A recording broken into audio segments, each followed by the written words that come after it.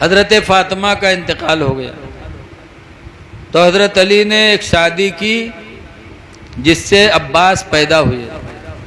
جب عباس پیدا ہوئے تو خاندان میں بڑی خوشی حاصل ہوئی، تو سب لوگ گئے عباس کو گود میں لیتے تھے، خوش ہوتے تھے، لیکن عباس کی آنکھیں نہیں کھلتی تھی۔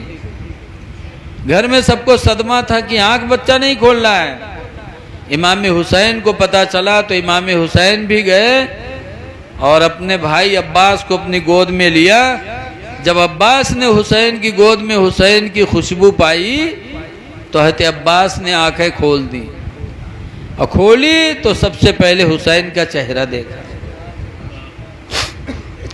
اسی لیے عباس یاد رکھو پیدا ہوئے تھے تو حسین کی گود میں آنکھیں کھولی تھی۔ اب آخر میں دیکھو جب کربلا میں پیاسے ہوئے اہل بیت تو حضرت عباس حضرت امام حسین سے اجازت لے کے گھوڑے پہ بیٹھے تھے، دریائے فرات گئے تھے پانی لینے۔ وہاں گئے دریائے فرات، یزیدیوں کو مارتے کھاٹتے پہنچ گئے۔ دریائے فرات میں گھوڑا کدا دیا، مشکیدہ بھرا، اس کے بعد 4 دن کے خود پیاسے تھے تو چلو میں پانی لیا اور پینے جا رہے تھے۔ حضرت عباس علم بردار کی یاد آئی کہ میں تو پینے جا رہا ہوں اور یہ مشکیدے کا پانی خدا جانے یزیدی اہل بیت تک جانے دیں یا نہ جانے دیں، تو میں پی لوں اور اہل بیت کہیں پیاسے رہ گئے تو میں اپنے نبی کو کیا منہ دکھاؤں گا۔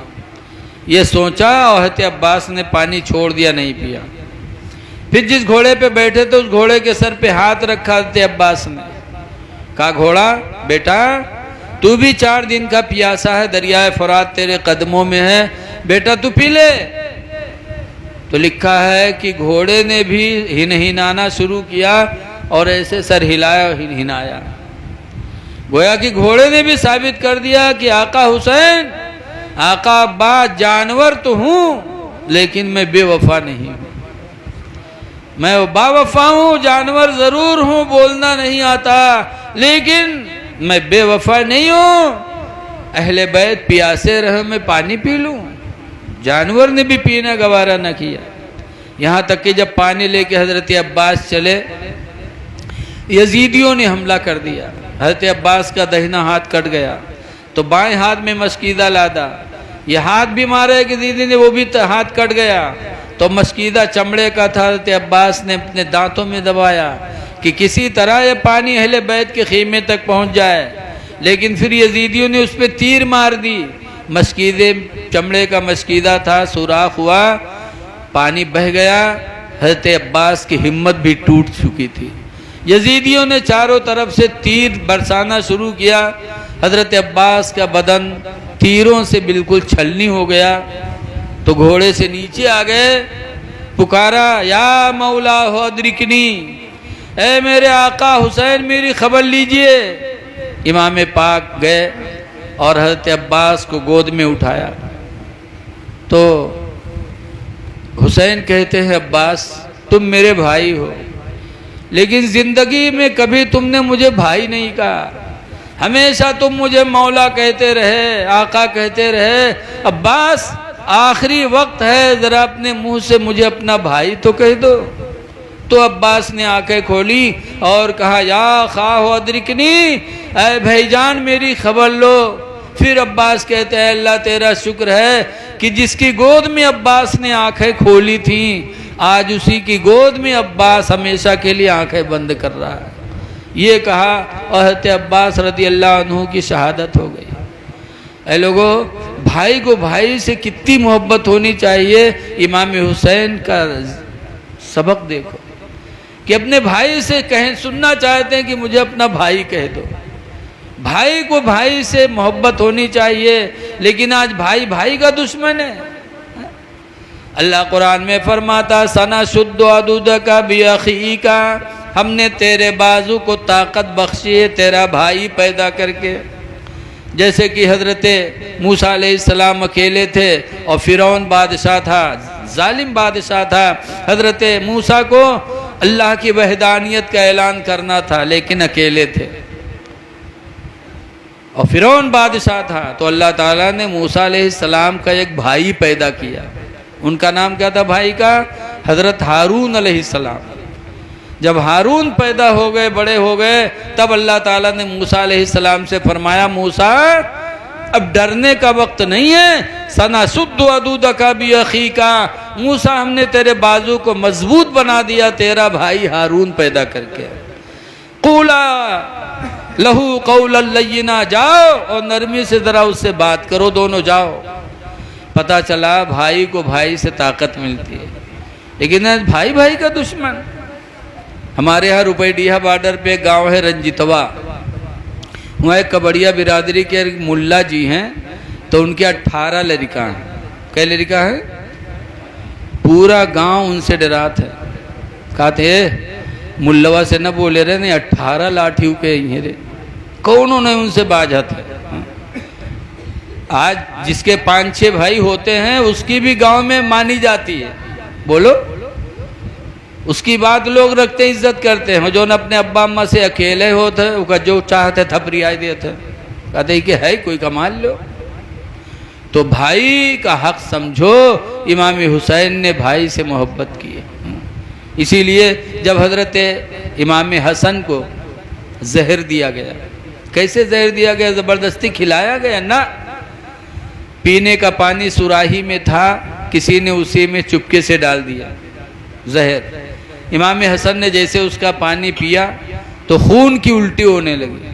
جب خون کی الٹی ہونے لگی تو امام حسین نے دیکھا تو کانپ گئے. آئے کہتے بھائی جان کیا ہو رہا ہے یہ خون کی الٹی کیوں ہو رہی بھائی جان؟ تو حسن کہتے ہیں حسین کسی نے مجھے زہر پلا دیا. کہا بھائی جان نام بتا دو کس نے پلایا ہے آپ کو؟ کہا نام لے کے کیا کرو گے؟ کہا میں آپ کے جان کا بدلہ لوں گا اس سے.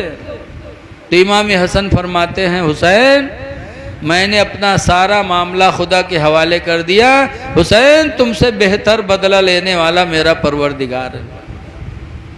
ذرا حسن کا صبر دیکھو کہ میں نے سارا معاملہ خدا کے حوالے کر دیا، تم سے بہتر بدلہ لینے والا میرا پروردگار ہے. اس لیے حسن کے ماننے والوں، امام حسن نے شہادت لے لی لیکن کسی کا نام نہیں بتایا کہ فلاں نے مجھ کو زہر دیا.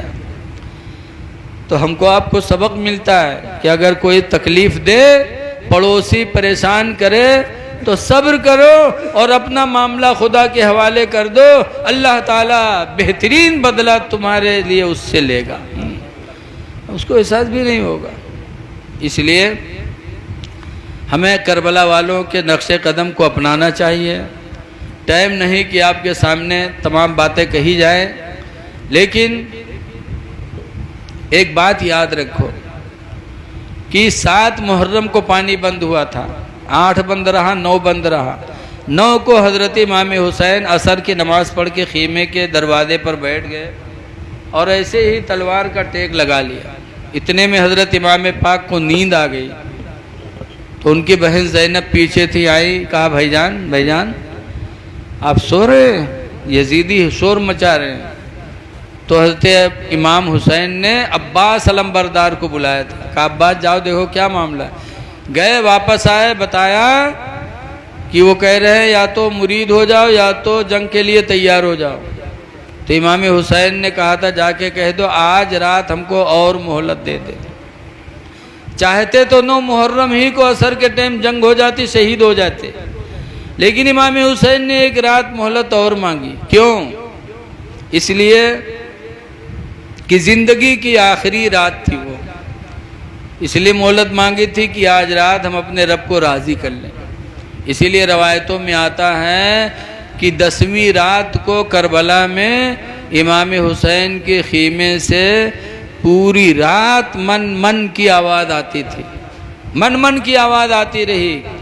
من یعنی جیسے شہد کی مکھیاں چھاتا لگاتی ہے تو من کرتی ہیں، ایسے پوری رات اہل بیت کے خیمے میں قرآن پڑھا گیا، نمازیں پڑھی گئیں، خدا کا ذکر ہوا. اور آج ہم لوگ وہ رات پاتے ہیں تو نمازوں کو بھی چھوڑتے، دوستوں کے ساتھ گلی کوچے میں ٹہلتے، اور عورتیں بھی ہمارے تمہارے بیچ میں ہوتی، لڑکیاں بھی بیچ میں ہوتی. ہم نے اس رات کو خوشی کی رات منا لیا. اے لوگوں، یقین جانو وہ رات اہل بیت کے خیمے پر کس طرح گزری ہو، اہل بیت پر کس طرح گزری ہوگی۔ سب کو یقین تھا کہ صبح ہوتے ہم شہید ہو جائیں گے، اور ہم لوگ اس رات کو خوشیاں منا رہے ہیں۔ اس لیے عاشورے کی رات اللہ دے تو اس کی قدر کرو۔ ایک وجہ اور تھی کہ امام حسین نے 9 کو جنگ کیوں نہیں کیا؟ 9 کو جنگ کر لیتے یا مرید ہی ہو جاتے ہمارے آپ کی طرح، لیکن مرید بھی نہیں ہوئے۔ آج کل تو جیسے مرید ویسے پیر، بولو، نہ مرید کے آخرت کی فکر ہے نہ پیر کی فکر ہے۔ پیر کا نذرانہ دے تو چلے جی ہیں، نہ ان سے مطلب تم نے نماز کیا نہ روزہ کیا۔ بتاؤ، آتے ہیں تو 10 مرید ان کے پاؤں دعوت، لاگت ہے کہ 100 بیگھہ